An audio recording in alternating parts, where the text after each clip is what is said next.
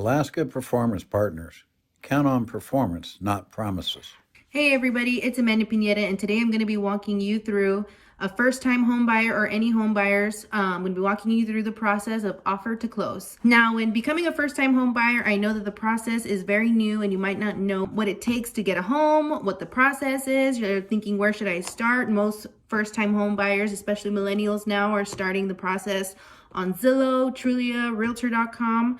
They're searching their homes first and then trying to get in contact with the realtor and then trying to get their mortgage done, which is kind of all out of whack. So in today's video, we're going to be going over the process from beginning to end.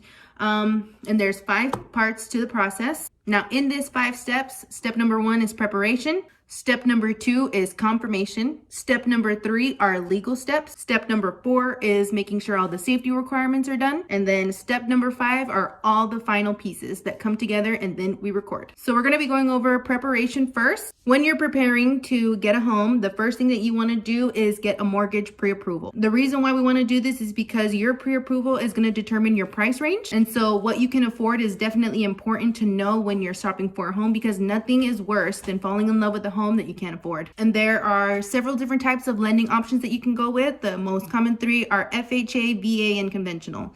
So you're going to want to get with your lender and find out which one is the best for you. Now, one great thing with VA loans is that it's 0% down, but don't forget you still need money for closing costs, appraisal, inspection, sometimes closing costs, because right now we're in a really hot seller's market. So a lot of buyers are having to pay for their own closing costs because there's just so much competition that people are willing to forego their closing costs in order to be able to secure the home that they want. Step number 2 is house hunting. Once you finally got approved and you know your price range, you got your lender letter in hand, you're ready to make an offer. Now you're ready to go and find the perfect home.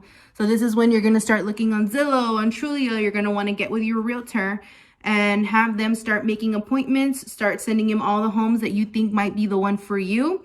Start sending them to your realtor will start making schedules and times to go see those homes, but you're going to want to act quickly because right now the homes are flying off the market. Once you finally found the home that you want, you have your earnest money deposit, which earnest money is basically a commitment that you submit with your offer to show that you are serious about buying the home. Once you find the home of your dreams, now it's time to put in an offer. You're going to have your lender letter, your earnest money, and your offer to submit. Now, that's phase 1, preparation. Phase 2 is confirmation. So after your offer is accepted, the next step is going to be to get a home inspection. And a home inspection is the immediate step after getting your offer accepted. Although it's not required by law, you definitely want to have one done because you definitely don't want to be buying a home that's going to have roofing problems. Your heating system might fail. You don't want mold in the crawl space. You don't want mold in your attic or ice damming if you live in a place where it gets really, really cold. So these are all very, very important things that can come up during a home inspection that you're going to want the seller to pay for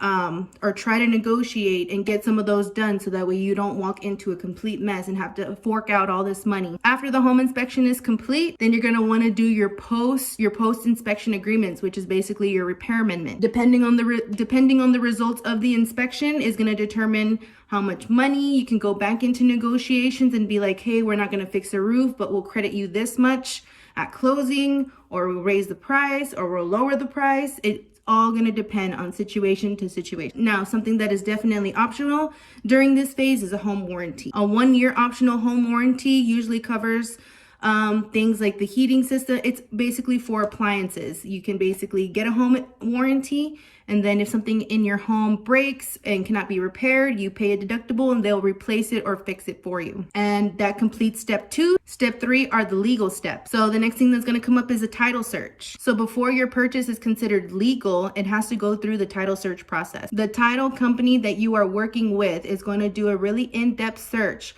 on all the previous owners of the home that you're purchasing. This examination covers all records of the property's title history, including deeds, court records, indexes, and other documents. The purpose of this search is to confirm the seller has legal right to sell the home. And so that way there's no liens, like for taxes, child support, all the crazy things that can come up when it comes to buying a home. After that, the next step is appraisal. And an appraiser is hired by the bank of the buyer to make sure that the home is actually worth what the buyers have offered for it.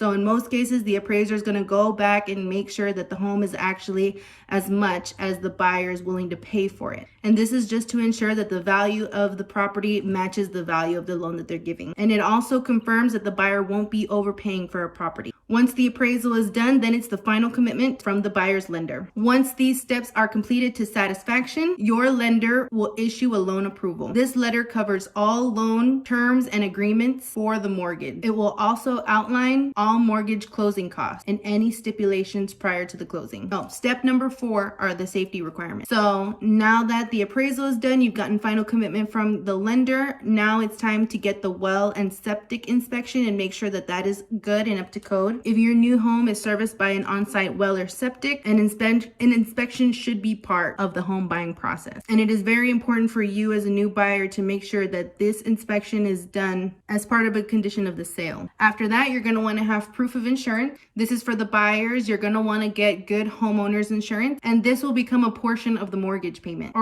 or it may be part of your HOA dues. It depends. Once that is done, then it comes time for the closing payment. Towards the end of the sale, you will be presented with your closing costs and HUD-1 settlement statement, which will outline the total closing costs required to finalize the loan. Now that you have finished steps 1, 2, 3, and 4, it is time for the final step. So last is utilities. Prior to closing, you should schedule all utilities to be changed over in your name in time for when you take possession of the home. After that, it's time to do your final walkthrough. This is your opportunity to make sure it's in the same condition as it was at the inspection and to review any outstanding items required by the agreements that you guys did. The repair agreement, this is your time to make sure that they actually got done. This is a great opportunity to have peace of mind before all the sale is finalized.